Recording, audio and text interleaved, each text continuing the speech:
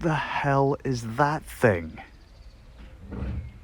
The big glowing thing. What is that? The sun? It's the UK.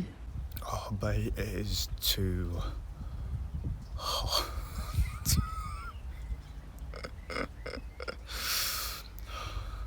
Alright. How y'all doing? Just walk past this radio. You gotta be kidding me.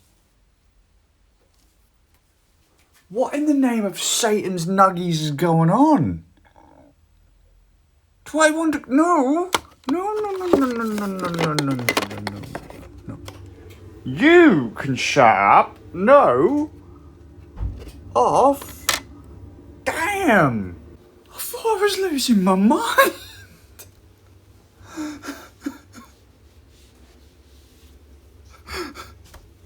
I've already turned that off once.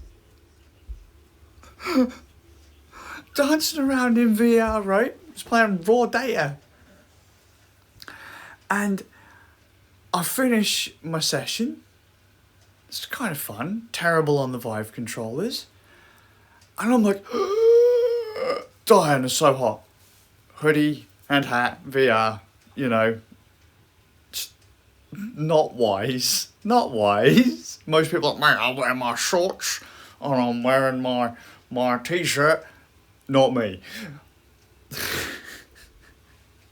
And then I go through the kitchen and the heating was on. It's like, nah, mate. Off. Apparently, I come back home, heating's on again. Seriously. The sun is a myth made up by Californians. It's not real. It's not real.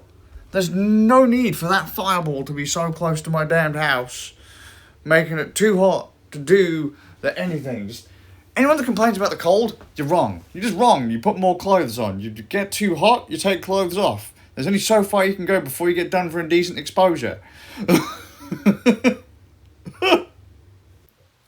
I need to just have a little vent talk. I don't know. I absolutely love the HTC Vive VR headset. For a Gen 1 headset that was like the Valve recommended headset. The Valve headset before the Index. Brilliant. Absolutely amazing. For the price you can get them these days, about $200. Just, so good. Base station tracked. Fantastic for full body VR. If you want to get into it on the cheap, because people seem to think that when you get into VR, you need to go straight to an Index for over $1,000. You don't. If you want to get into VR, the Vive's a good option. But I cannot believe that in 2022, HTC still sells new headsets with these goddamn things. The HTC Vive Wands, the Cosmos Elite and the Vive Pro line all come with these awful controllers. They are easily the worst of any VR controller I've ever used. Easily the worst, which is odd actually, because they're based somewhat on the Steam controller, and I absolutely love the Steam controller. But once you get out of the early, say, 2016 VR game space, they're terrible. In fact, people say the Knuckles aren't supported fully by a huge number of games without needing remaps. The Vive ones are even worse. Oh my god. For anyone that has bought a Vive on my recommendation and still puts up with those Vive ones, I am so sorry. They are actually perfectly serviceable if you want to play games that don't require like backward, forwards, strafe left, strafe right, turn left, turn right movements. What? Okay. I don't like snap turning and I don't like teleporting. I like smooth turning, which is usually what gives people motion sickness. No, they hadn't quite standardized controls in VR in 2016 when the Vive and that were a thing, the Vive and the Rift CV1 and that. So you could see they were just trying to go with something completely new, but it didn't work. And so as people got better and better and adapted more and more to motion in VR, realistically having two sticks was the way to go for movement. But the Vive just doesn't have them. Beat Saber, fantastic.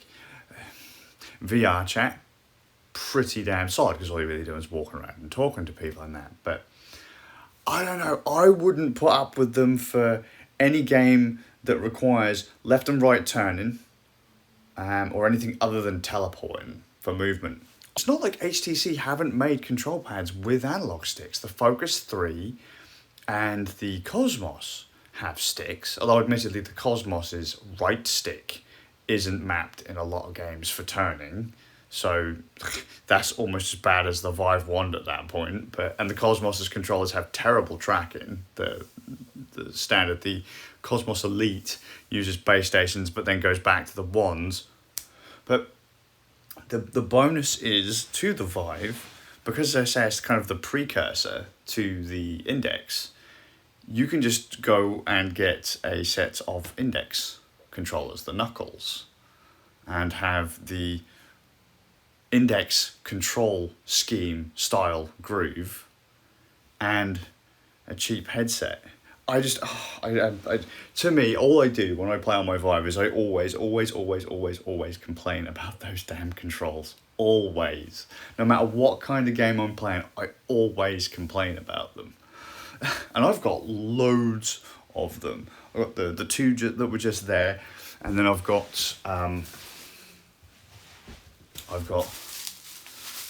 this one, which was a replacement because one of my pads broke, and then I fixed it. But I had one sent through, and then the second pad failed, and then I have two of these with the green straps. So I've got 5 Vive Wands, 2 sets and a spare, but they are so bad. And it's even worse for me because when I get to about here, so let's see when I move backwards and it's like touch to move, so up, forwards, backwards, left, right. When I get to about here, it stops recognizing my thumb. It's not the pad, it's my hand. So if your nails are even slightly long, it stops kind of recognizing your inputs. They're really nice, comfortable controls, unless you want to use those side buttons. Not comfortable. I was playing Raw Data today. The teleport on it was terrible, but that wasn't the controls fault, realistically. And I often find that on the other side, so on the right hand, the left and right isn't often mapped for turning. Like in VR chat it is, but like in other stuff it just isn't. And so movement becomes really janky. You have to physically turn in 3D space. And in some cases, that's completely fine. In a play space as small as mine, not so much. So you'd like to do, look left, look right, yeah? And then any extra turn you do it on the thing, but no stick. So annoying. I still totally 110% recommend the HTC Vive for anyone starting in VR. If you want PC VR, Windows, Linux, and easy, readily available full body tracking, Vive. Straight away. $200, you're in. If you want a jack of all trades, Oculus Quest 2. Gotta be said. If you do go the Vive route, just understand, I'm pretty sure I could promise you are going to be miserable with the Vive Wands. I don't think I know anyone that realistically likes the Vive Wands. Like really likes the Vive Wands. I think, so I've got the Vive. Shade might have a Vive. And Jet has a Vive. So I might have to ask them what they think. Do they have as many beeps as I do? Because I think Jet has put tons of time into stuff like Pavlov, and that's a pretty fast-paced shooter. At least from what I've seen of people playing Pavlov, that's pretty mental. It's like the Counter-Strike of VR, you know. But the trick is, my goal at the moment, full body tracking and potentially to get some knuckles, right? I will not buy an index as yet. It's $900, more depending on where you are in the world, if you can even get it. I have spent more than $900 on headsets, so I could have just gone and got an index and been done with it. But here's the trick: Vive, the knuckles controllers. So that brings you up to about 450. So 200 for the Vive, 250-ish for the what's it called? For the knuckles controllers, and then you've got the majority of the index experience for $450.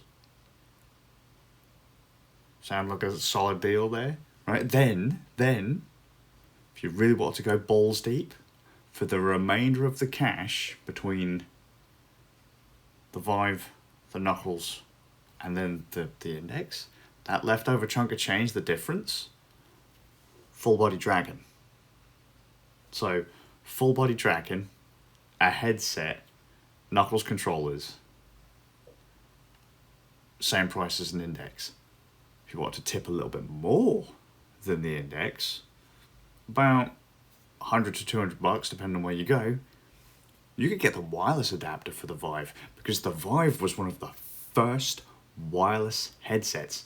The Quest does wireless VR too, through a completely different method, because the Quest isn't actually a proper PC VR headset, because it uses its server-side video encoded, or video encoded of the VR experience on the server side, so your PC, streamed either through USB or through wireless to the headset's client app, and then the client app will then send the information back to the server, what it is you're doing, to then control the thing in whatever. But the Vive had a W gig, Y gig, basically incredibly high bandwidth wireless connection you could buy to install into a PCI slot of your machine.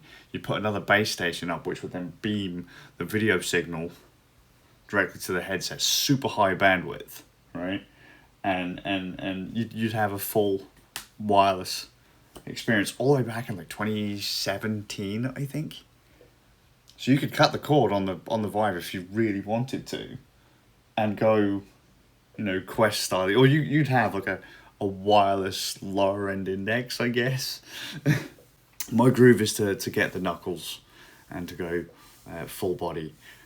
I'm not going to say that I'm going to bin off the idea of doing full body tracking too on the Quest 2, because I'm still looking into Slime VR.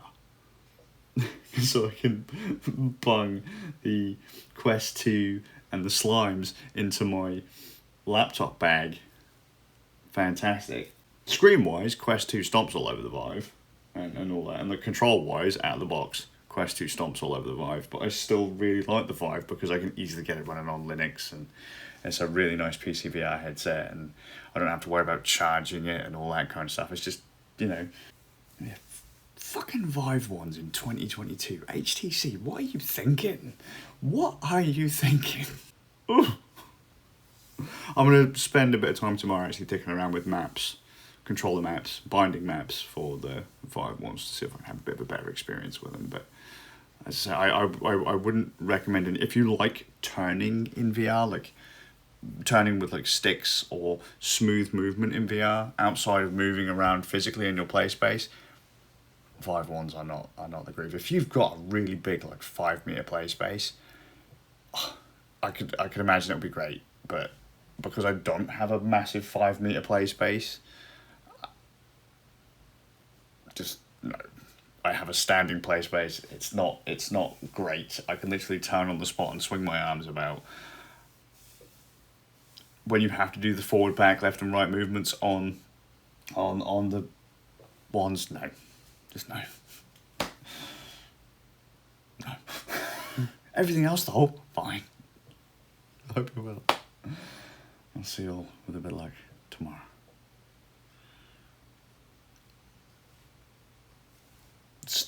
VR ain't as expensive as you think.